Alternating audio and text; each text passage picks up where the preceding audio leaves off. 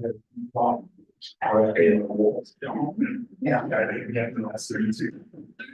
On the regular council meeting of Monday, June 24th, to order, we have roll call. Scott. Here. Beauregard. Here. Grants. Here. Kramer. Here. And I'm pledge allegiance.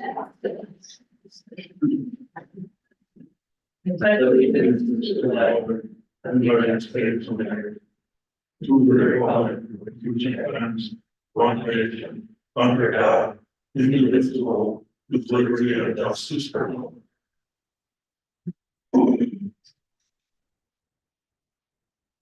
And first up on the agenda, we have the consent agenda. It's been reviewed by the councilors. Is there a motion to approve those items?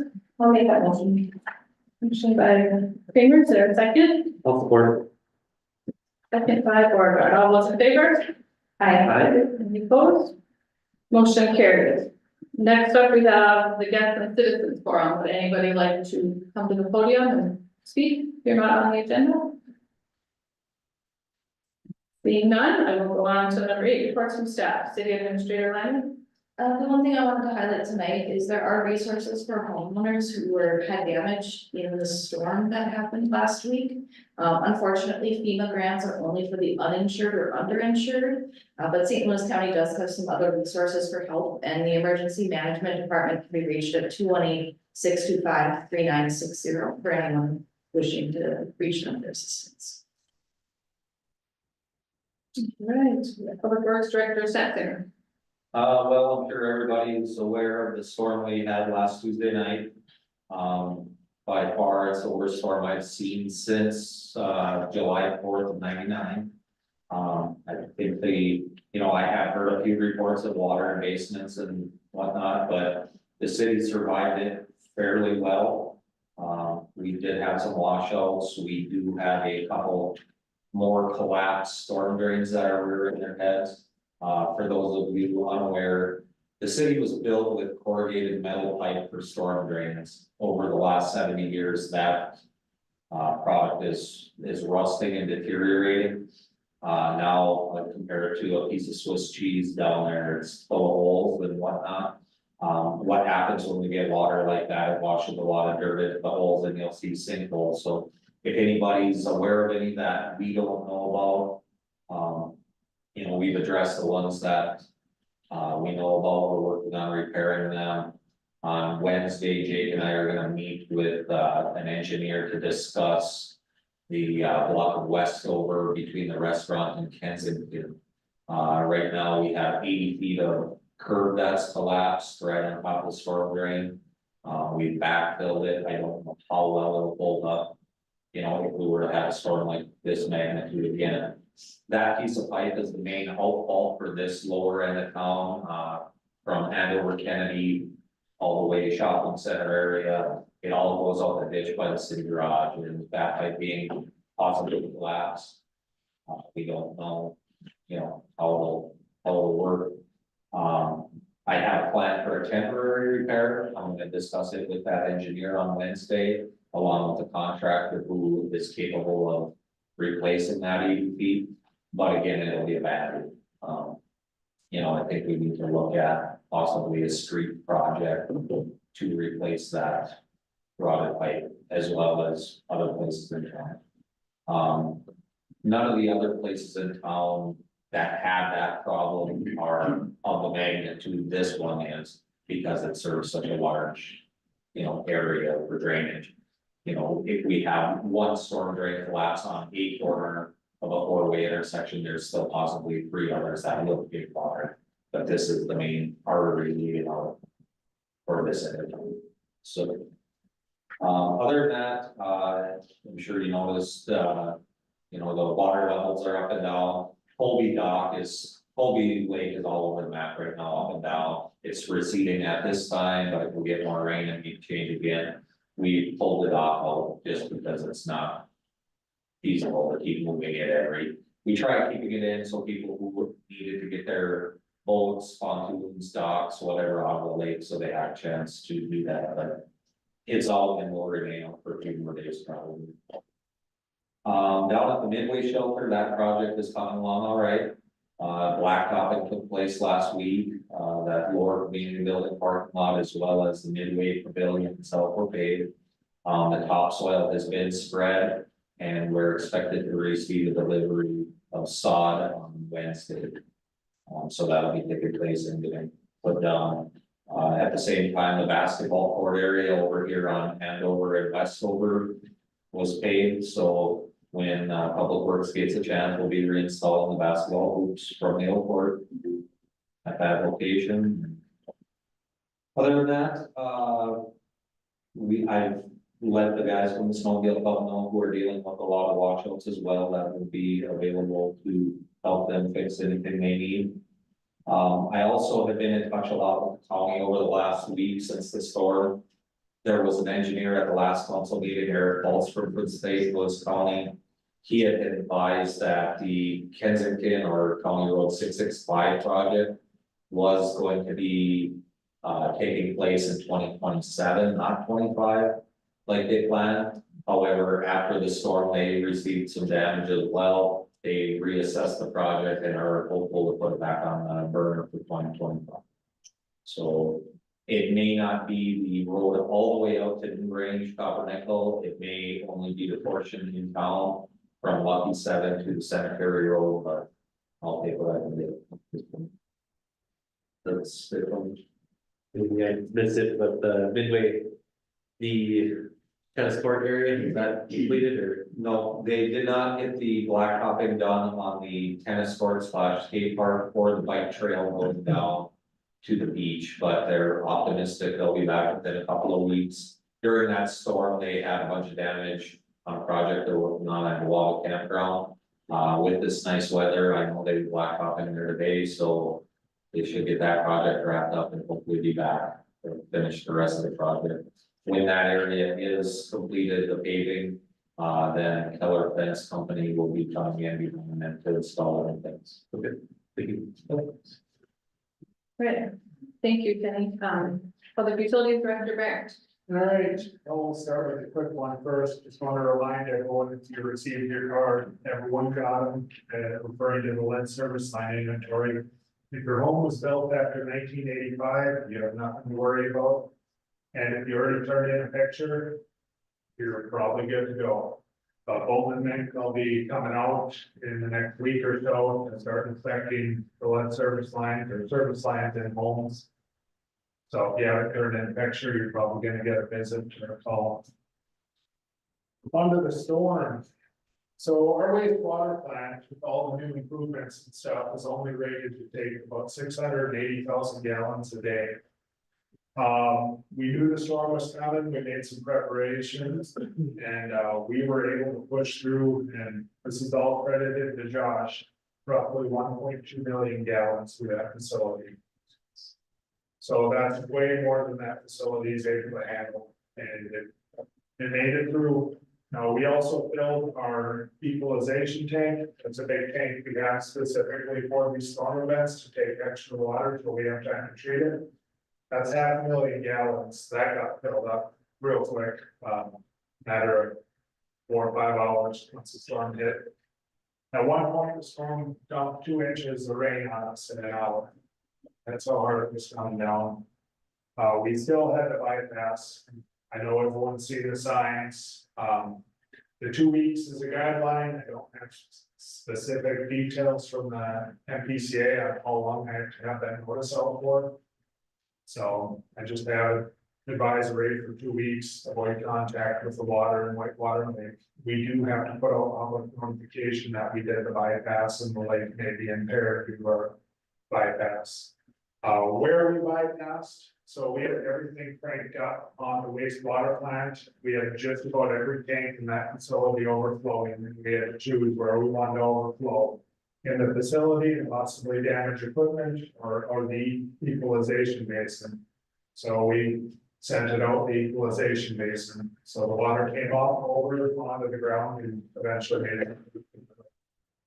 So you have some protection there. So with that, that also messed up our water supply in Kobe Lake. First problem we had, we checked the lake on Wednesday and water was creeping up, but it wasn't quite there yet. When we got work Thursday morning. That was all the way up and dang near took out our all of the pump house. So we got with the city garage here, they did a Kenny screw, we got every sandbag Kenny had up in front of that door.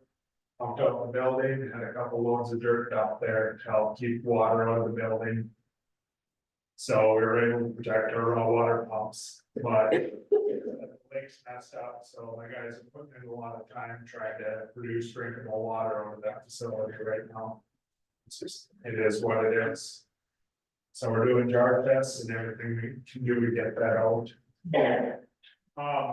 Things I'd like the public to ask themselves is when we're doing storm events like this, where's your stop discharging to? Discharging into the city sanitary sewers, really impacts us at the wastewater plant, especially when we have entire blocks pumping water into the sewer system and sending it down to us for treatment. You think about how much water the pumps must have been put out that night. The MPCA is already on about saying we need to do another sump pump inspection, and I'm trying to hold them off, but eventually I'm not gonna have a choice. And then the other thing, when we get a major storm event like that, ask yourself how much water you're sending down the drain. Do you need to wash clothes right then and there, or can you wait till the storm's over? Anything you can do to help us out there will help stop us from having to overflow as we did. Anyone have any questions regarding the flood? As far as water quality on Kobe, that's just from erosion and the lake. Or the- Yeah, well, you had a lot of increased flow from the surrounding water basin into that lake. So that carries a lot of organics and other materials from the shoreline into that lake. It also stirs up everything inside that lake. They can put it into turnover when you get a high event like that, plus with the winds. And then it's hard to treat. We have to jar test and make sure we have the right chemical dosage, and that can change real quick when it's finally starting to settle down. So it's similar to the lake turnover that happens twice a year that you guys do. Oh, it's worse. It's a lot worse. We've been at this, the plant water's been going downhill since about Friday. We tried tweaking the chemicals then, no luck, and the weekend was just, it was rough. So, And I'll ask on behalf of the public, but there's no contamination of wastewater going into where we get our drinking water. not in Colby Lake, no, whitewater is completely separate, so. And the way the currents flow, you're probably talking back bay and out towards the discharge there, it's not making it out to the diversion part. So, Thank you. Thank you. Oh, I got one more to put there. The notification. on the- Love it.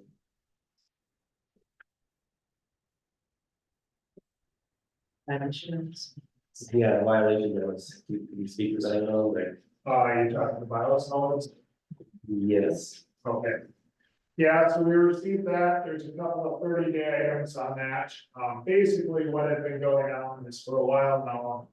MPCA wasn't coming out to inspect, and certain things weren't being done appropriately at the water wastewater plant. This had been going on since even before I got there down here. So we've been slowly trying to correct it, and now the MPCA is finally staffed where they can come out and do these inspections. So I talked to Josh about it, we have a few 30-day items we need to get back to the MPCA on, which is basically a statement, this is what we're doing with this is what we're doing with that. And then we have a few 60-day items, which with everything going on, we haven't really had time to delve too deep into that. So, but we have time, once we get those items. We'll see what they decide to do with that, once we turn all that into the state. But I talked to the compliance officer, Mackenzie, about that. She said, hopefully everything will just. Once everything's complete, they see we've been making improvements over the year, they'll be like, okay, don't let it happen again. We keep their eye on us for a few years. Has a lot of it already been addressed. Prior to the, Yeah, we started addressing it, when Pete was in, and then from there, Josh took over and he's been making a lot of corrections for us, so I have him fully in charge of our biosolids right now, and so I can some good ones with that. Thank you. Yep, All right, thank you, Jake. City Attorney Grunfeld. nothing for me, just agenda items. All right, on to elected officials, Dr. Kramer. Myself, I just want to say that we had a very busy June between hail damage, storm damage. And it's just nice to see all the residents and employees and volunteers working together to really help each other out and take care of the situation and make the best of it. And we got hit a lot less than some communities did, so we're pretty lucky, and hopefully we just continue to work together and take care of our neighbors and get past it. Counselor Morgan. Thanks. I'd like to thank our former mayor, Dave Zins. Mayor Zins served this community for many years. His historical knowledge and past discussions will be greatly missed on the council here. I'd personally like to thank him for the time he spent welcoming me to the council and encouraging me to step out of my comfort zone to make the most of my role here. Many people say being on the council is a thankless job, and it can be at times.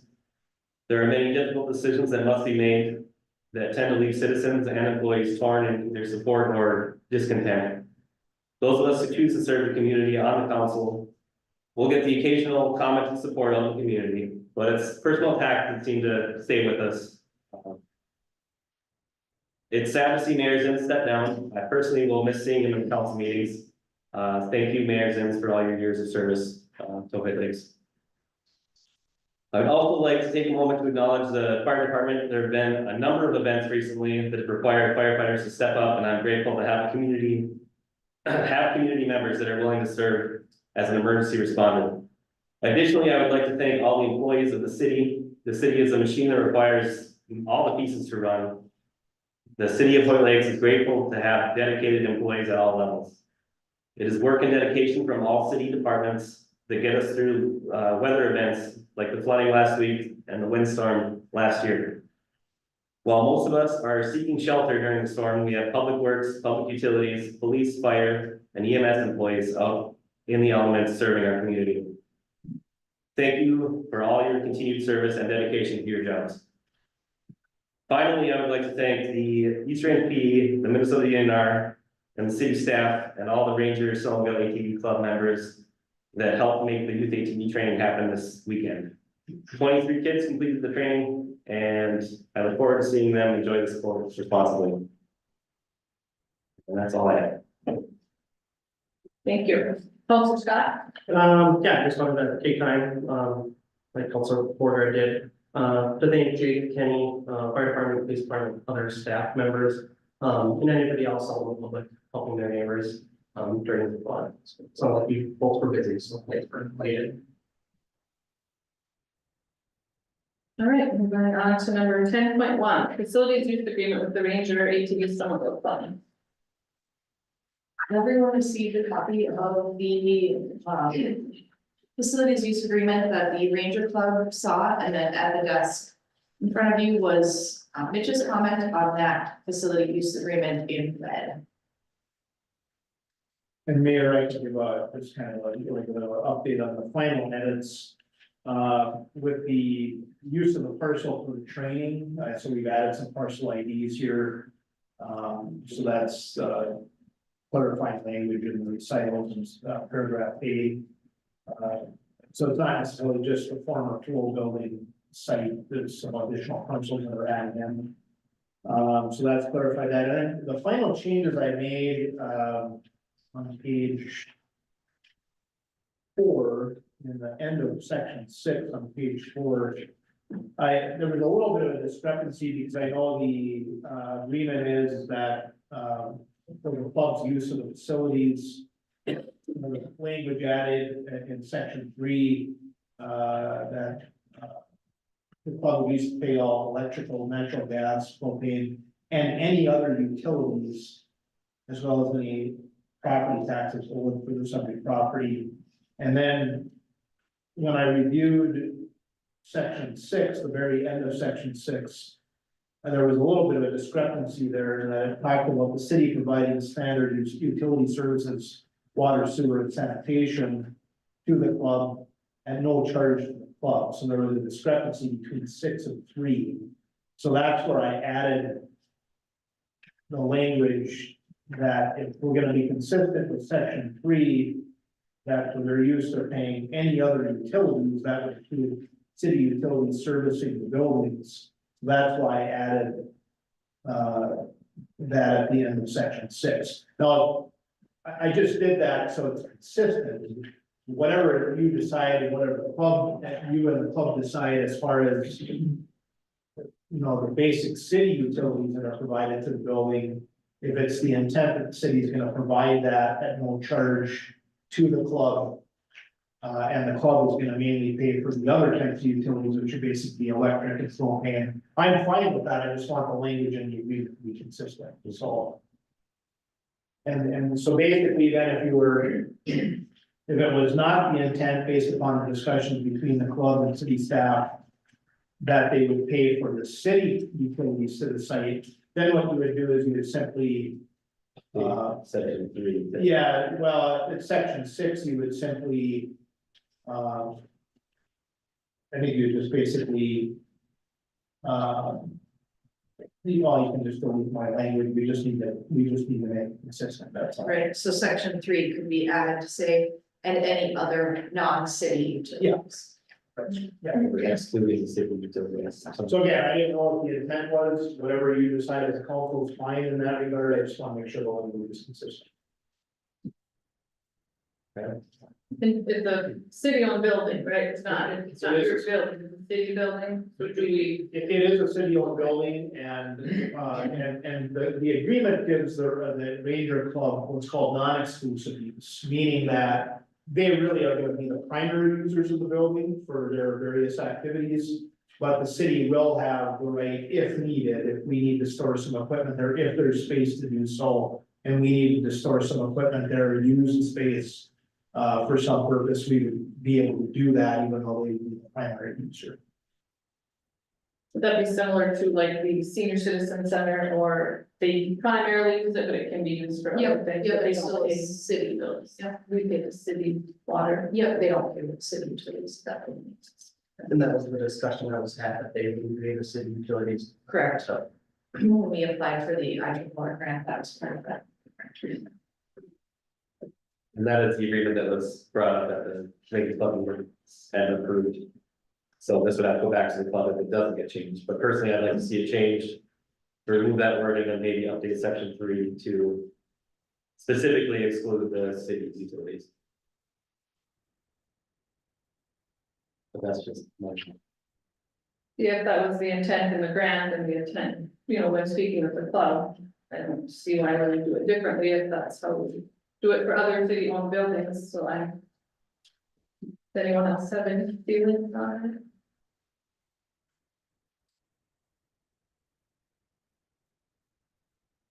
Would you just make those changes, Becky, then and provide it? Yeah, prior to it being signed, I would make those changes. So you can approve it tonight, authorize signature subject to those final changes, yeah, and we don't have to get back. But I think everybody understands what the changes are, subject to those amendments, we can make final changes and have it this morning. I would make a motion to finalize that with those changes. Got a motion and support, all those in favor? Aye. Any opposed?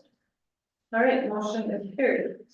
10.2 Birchwood Terrace Garden update.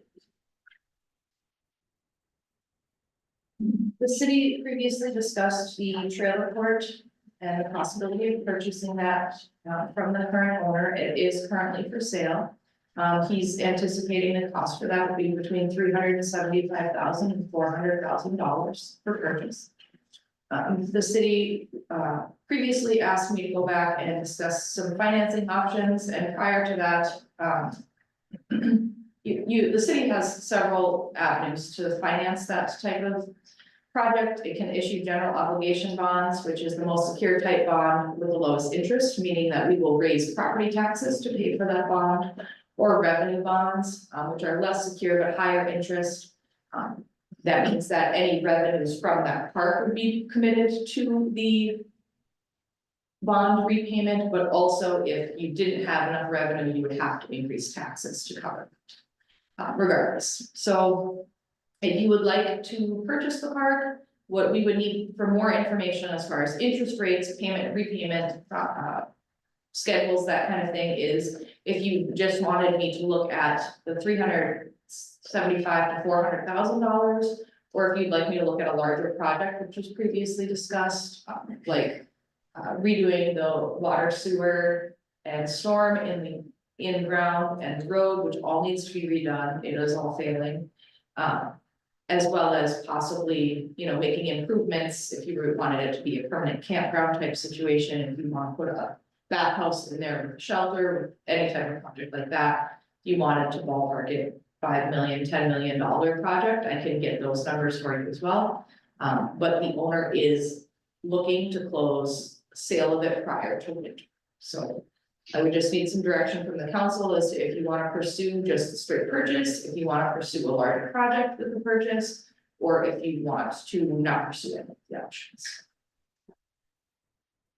Do we have a number of current residents in here? I do not have the number of current residents. It is, there are specific eviction processes you'd have to go through if you were to purchase it. As far as if you wanted to remove the park and make it into something else, you have to follow a specific eviction process to do so. I don't have the number of how many.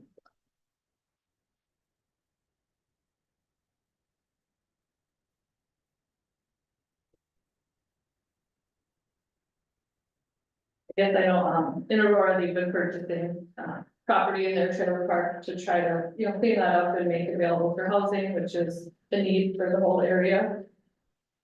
So I wouldn't mind giving the chance to, now that it's here, to purchase them, and then maybe think of, you know, just looking at the purchase price as far as, revenue, you know, funding for that, and then in the future, think of a way we can make it into something, whether it's campground or housing. Something, but. I know we're not supposed to be out of turn here, but if you're gonna do something that's gonna raise people's taxes in this town, you should have a public meeting and inform them before you do it. This is just discussion. Right, Now, but I'm we're saying, not before you have that discussion and make a vote, you owe a responsibility to the citizens. Right, we're not of at this that town. point, but if we get to that point, definitely, we would have a meeting, we would talk about it. Right now, we're just talking about if we should look into how much it would cost, what the interest rate would be, and how we would secure those funds. And once we have that information, then we can make the more informed decision on what we want to do. But I wouldn't mind getting the information on just the 400,000 without the improvements and just see where that has us sitting. And I don't want to make like that, you know, too much work through that, but I would like to see, like a bigger scope of the project, because I think if we're gonna purchase that property, we do need to have it be in working condition. And, you know, the road needing to be done and infrastructure. So The other thing you would need to consider is, if you do end up purchasing a property, you will need to hire a property manager. That is not something city staff can currently take on.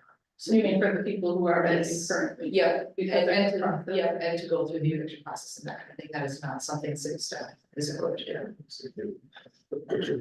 But I can definitely look at that for sure, several different years.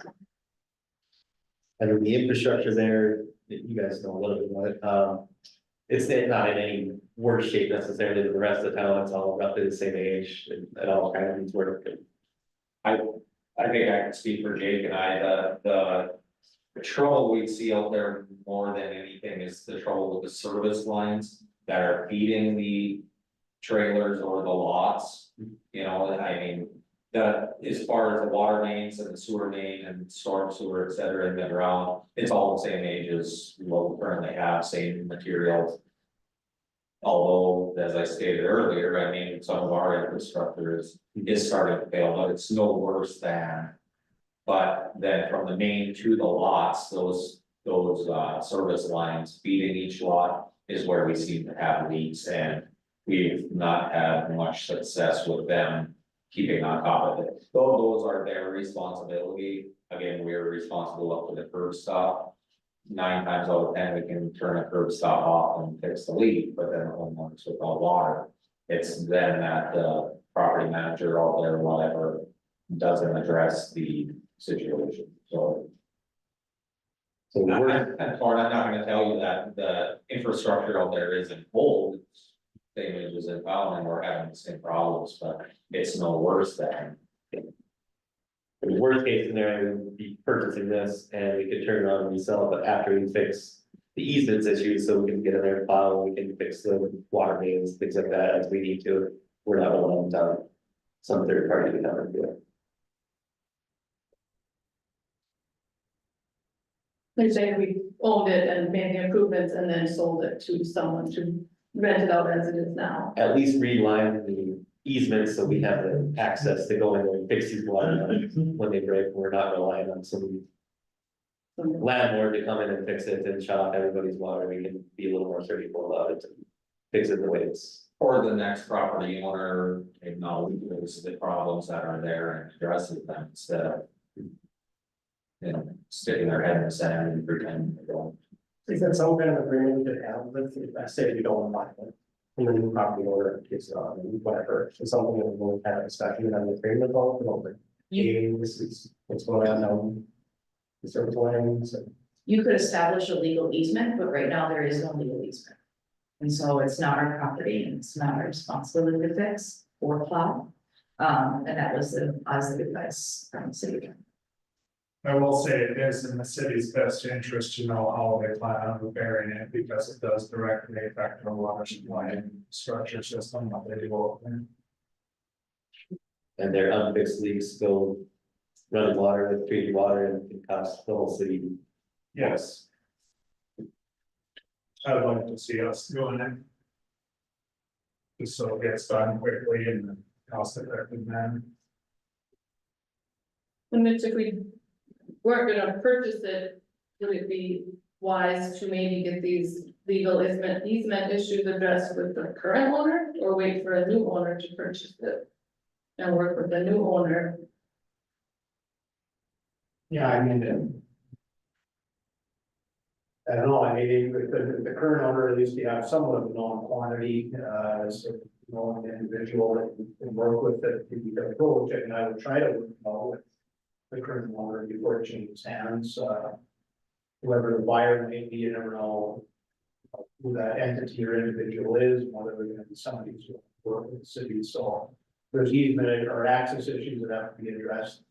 It would be good to have that discussion with the current owner and see if those issues can get resolved prior to closing on the sale. There's also multiple owners we're dealing with and easement issues because the road and all the utilities cross Minnesota Power property before they get to the private property, and there's no easements for anything. So, you know, I would be getting Minnesota Power to accept or, you know, grant an easement as well as the current property owner, I would assume. And I don't know that Minnesota Power has to grant an easement for the private property owners stuff across their property or all that.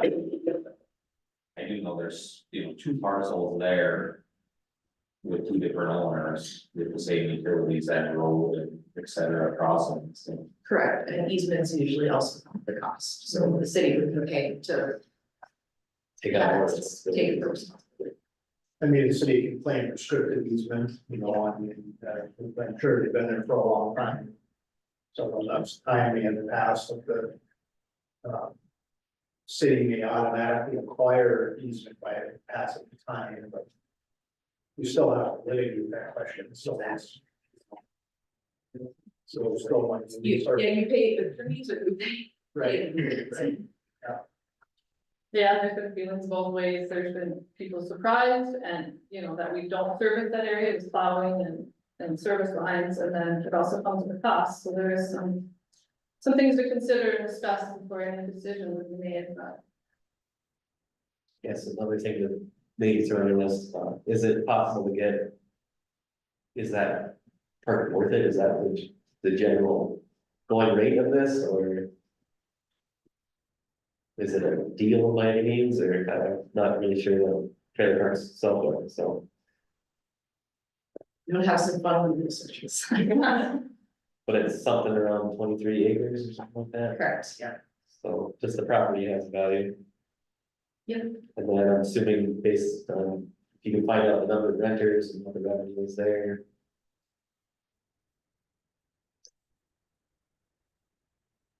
I would assume if we took it over, we would start charging individual lots their utility fee instead of charging it once for the entire Correct. facility.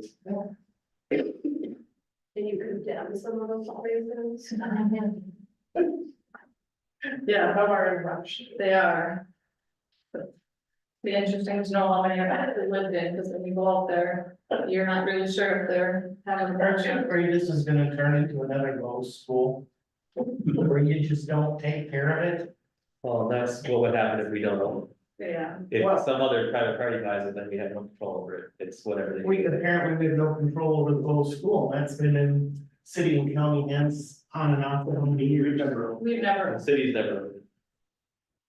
Well, when you talk to the county, they say we're gonna wait till we hear what the city wants to do, and when you talk to the city, they're gonna wait till the county wants to do it. And apparently we don't sit down in the room and talk. We just talk about having a meeting. well, on this, agenda item, I think we exhausted our questions, maybe we can get more information and then revisit it and see where we're sitting, once we know some more detail. I think I wanted to table it until I think you get us what details.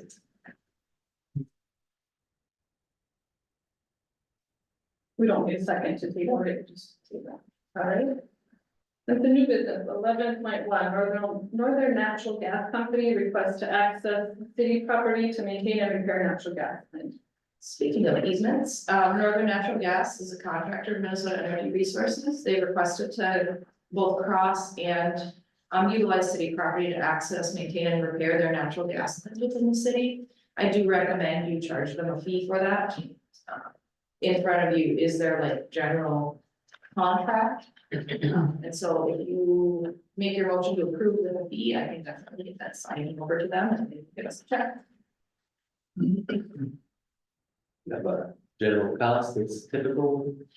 Usually when I process easements, I calculate the value of the land, like when I did for Minnesota Power, I calculate the value of the land and I charge them that. This, they're crossing multiple spots, there's not really a great number. I would recommend $1,000. And I know that is normal when they went through my former property, they had to pay me to clear a path, and pay me the value of all the trees they were cutting down. It is a normal thing for them to compensate you for that. Are there risks associated with it, like if something were to happen while they're working on it, but No, they're required to provide us with a certificate of insurance and all that information.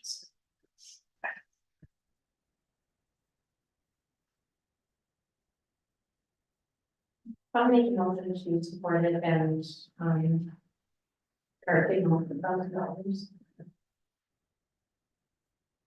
So motion, is there a second for that motion? it's like, Motion and support, all those in favor? Aye. Any opposed? Motion carried. Do you just add that to the resolution? Or to the- Yeah, I'll just fill out the agreement. 11.2, resolution governing the counting of write-in votes for local elective offices. Minnesota state statute regarding elections recently changed. So to individually count write-in for city elections, I would recommend that the city council passes the resolution in front of them. Counting write-ins takes up a significant amount of time on election night for judges that have already been there for 14 hours. And so requiring anyone interested in completing write-in vote tallies, requiring that they file with the city clerk's office prior to that will greatly reduce the amount of work for that. The ballot machine does not separate in write-ins. So especially on presidential election night, when you have over 1,000 ballots to go through and see if people wrote them in and wrote them in correctly and then tally all of those for city elections. It's a significant amount for election if it is. It's not an additional process other than they would have to fill out the request for write-in votes, and they would also have to fill in the affidavit of candidacy, which is required by the municipal secretaries. So it would be the normal paperwork that any other candidate would be required to fill out in addition to this request. And the request is due 7 days prior to election, because typically write-ins don't know they're running until kind of last minute, so this is 7 days before the election, they would have to. Ask for them to be Yeah. called in. Yep, and that's what state law provides.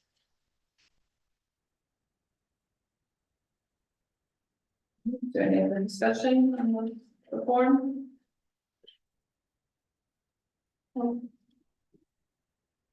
Make a motion to accept the resolution. Pass the resolution. I'll second that motion. And all those in favor?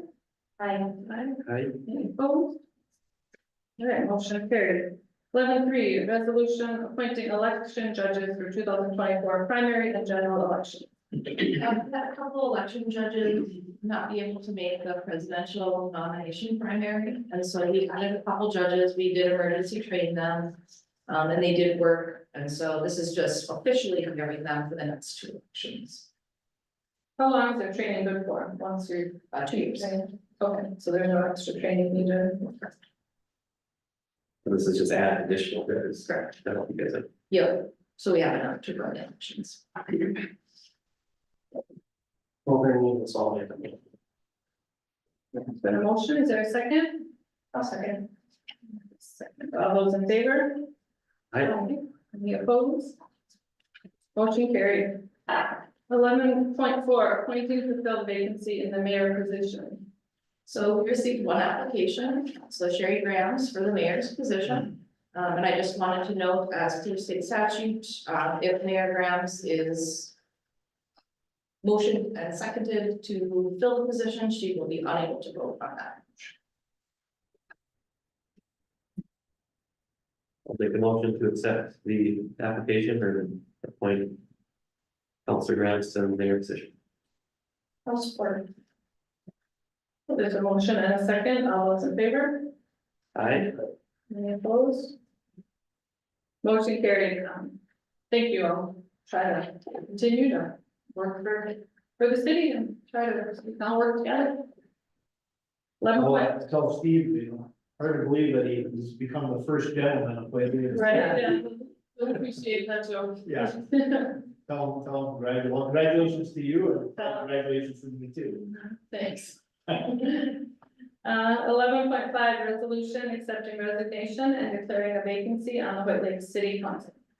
So this is to accept Sherry Grants' resignation from the position of city council. We will call for applications to fill her empty council seat. That will be on the special election for this November. So the person who fills that seat will fill the seat through that election. If it's the same person, they'll just continue to fill it. If it's a different person, they would take the seat then. We typically have the applications come in and the personnel committee interviews the candidates and then recommends for appointment for councilor, like we do all the positions in the city. So you have 2 full 4 years positions up for election, and then this will be a 2. A special election, yep, like Councilor Beauregard filled a special election seat, yep, and so. Councilor Beauregard's seat will be up for 4-year, Councilor Kramer's seat will be up for 4-year, and then former Councilor Grams' seat will be up for a 2-year election, in addition to the 2-year terms.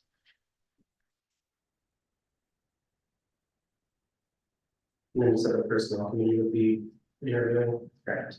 and that would be, Councilor Kramer, Mayor Grams.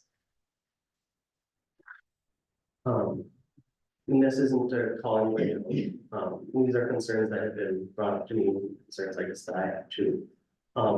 With like the city administrator interviewing like a city council person, you're essentially like hiring or interviewing like your boss or supervisor. I guess I don't. There just was concerns with that. Are you familiar with 360 interviews? I don't know. So 360 interviews are where people both above and below hire into a position, the county does them. For supervisory positions, there are people who sit on that team who then interview the supervisor for that team. In addition, the appointment would be subject to consideration.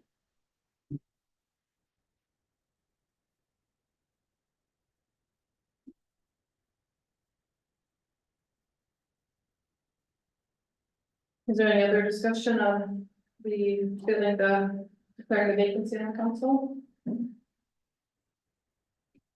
I'll make a motion to support, that resolution. Set with your resignation. All right, there's a motion and this is support from Border. All right, motion and a second, all those in favor?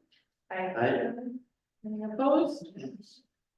All right, motion carried, and that brings us to the end of the meeting, the next regular council meeting is Monday, July 8th at 5:30. I'll make a motion for your.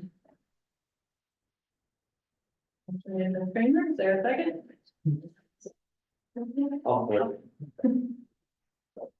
Yeah, second, by Morgan, meeting is motion